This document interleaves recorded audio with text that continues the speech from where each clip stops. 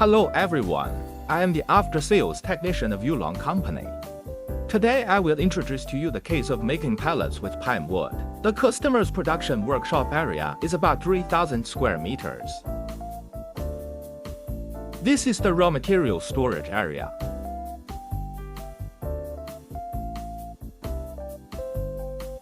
The customer uses YULONG XGJ560 pellet machine to produce 1.5 to 2 tons per hour. Customers use a bell conveyor to feed the sawdust into the pellet machine. Equipment inlet. Equipment outlet. Finished pellets. The operating voltage and current of the equipment.